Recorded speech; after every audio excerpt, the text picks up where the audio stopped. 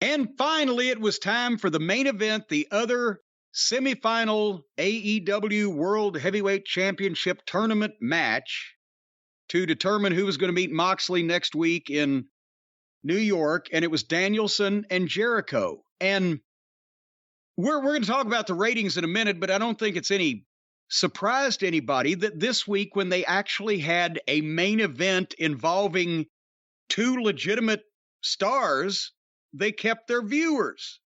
They had advertised it from the start. It wasn't, people knew they weren't going to see Wheeler Yuta versus Daniel Garcia. That's why 350,000 of them didn't say, fuck it, I'm going to go wash my hair. It was, okay, this is the match we're waiting on. And so they stuck with it.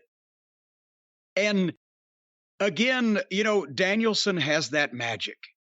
The people like him genuinely. He's like Cactus, like Mick Foley. They like him as a person. And plus, he's a tremendous talent.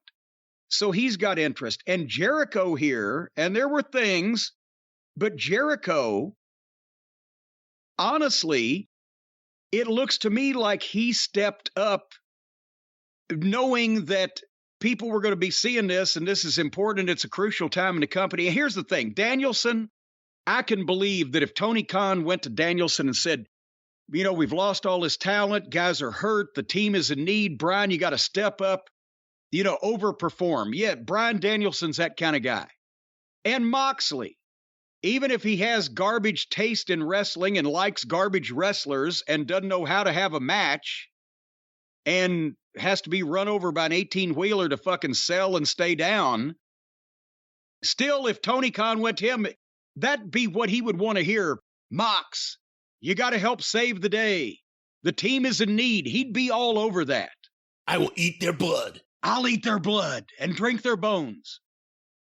Jericho, if Tony went to him and said, Chris, the team is in need. The company is, you got to step up. I see him doing exactly this. He had a good match. And you can't not have a good match with Bryan Danielson, but he had a good match where most of the time he got the shit kicked out of him. And in the end, tapped out clean in the middle. And with Chris, I can think that when Tony went to him and said, hey, Chris, the team is in need. You got to step up. I can think that he smiled at Tony and he said, absolutely, boss. Because Bryan, you know the old saying, don't you?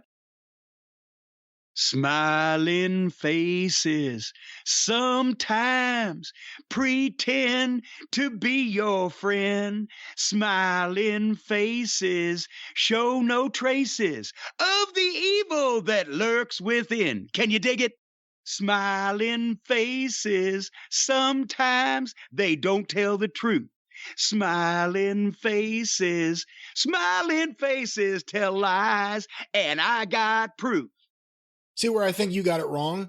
Tony doesn't go to Chris and say, I need you to step it up, let's do something. Chris goes to Tony and says, I'm going to step it up, and we all need to step it up together and do something to help you. That's the difference. Well, there you go.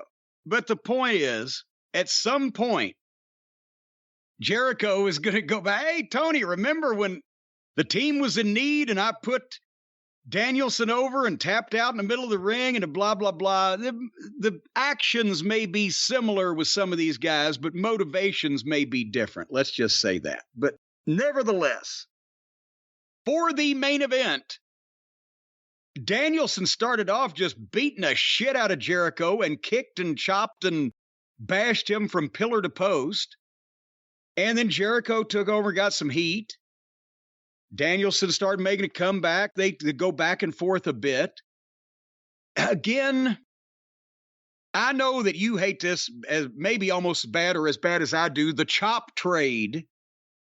They were laying them in, and both guys' chops looked better than Moxley's, but still and I could even give them a pass here because for the AEW audience, for whatever reason, they like that shit, even though they see it constantly in every fucking match.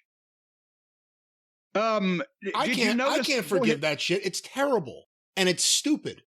I don't care if those people there like it. The people at home are wondering, why are these two guys feeding each other their chests so they could just hit each other as hard as possible on purpose without trying to block it. It's so stupid, and I don't even blame Jericho for that. This, unfortunately, is one of those things I think Danielson likes. He's like Johnny Valentine. He gets off on the fucking physicality of it. And too many matches are doing the breaks where the guys just go back and forth, especially with these chops. At this point, it's stupid because no one even believes what you're doing.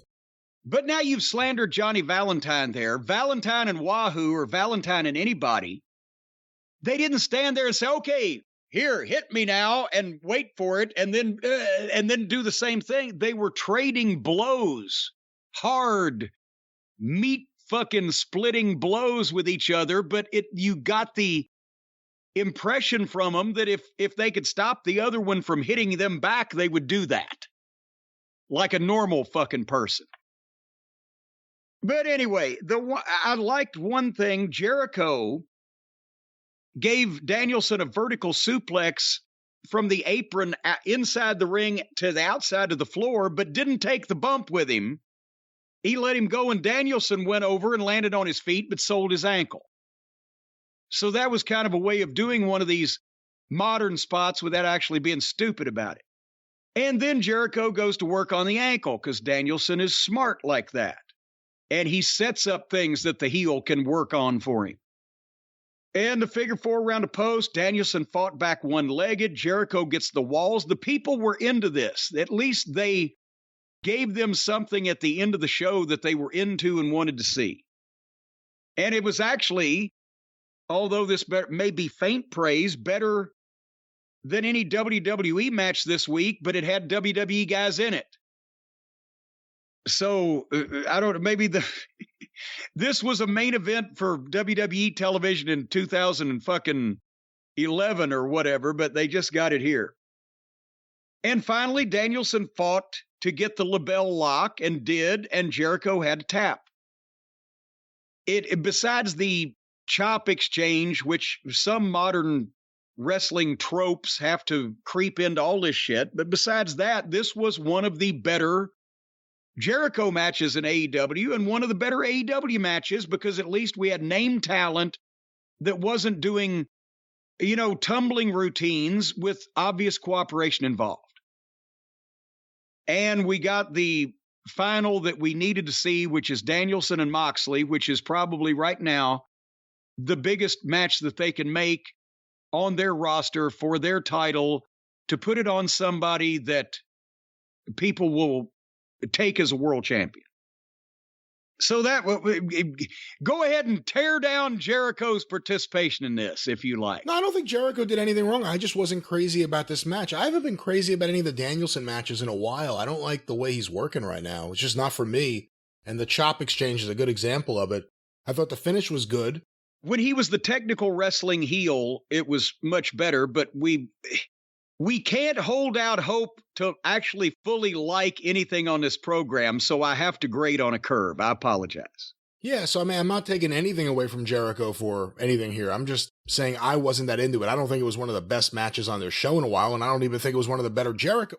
I shouldn't say that. It wasn't the best Jericho match, because there was something else we liked, and I can't remember what it was. But it was all We should start writing those down. But I guess the big thing is just what it sets up, which is Moxley versus Danielson, Blackpool Combat Club members against each other next week on AEW Grand Slam for the title.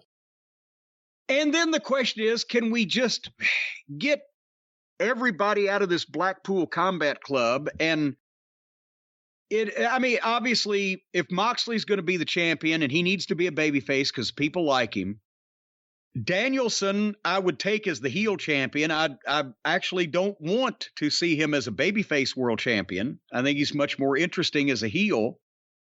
And goddamn it, poor William Regal should be the goddamn commissioner, general manager, authority figure, whatever they want to call it, someone to impart messages from the promotion without Tony Khan having to do it. Because Tony Khan's worse on television than Marvez is. I mean, let's be honest and just face facts. And they have nobody else that can consistently go out and impart the rulings or the matches that are made or the reasons for a suspension in storyline, as the kids say, or whatever. And Regal did that in NXT for fucking years. And he's well-spoken. And I don't know how you're getting your money out of William Regal doing color commentary on matches of 2 or 3 guys that are in his group when he could actually be the, not only on camera, but he could be a resource behind the scenes. Why wasn't he promoted to some talent relations position, or at least a position where somebody could ask him questions? Hey, William Regal, how do I put on a headlock? I'm lost. Or whatever. So we'll see.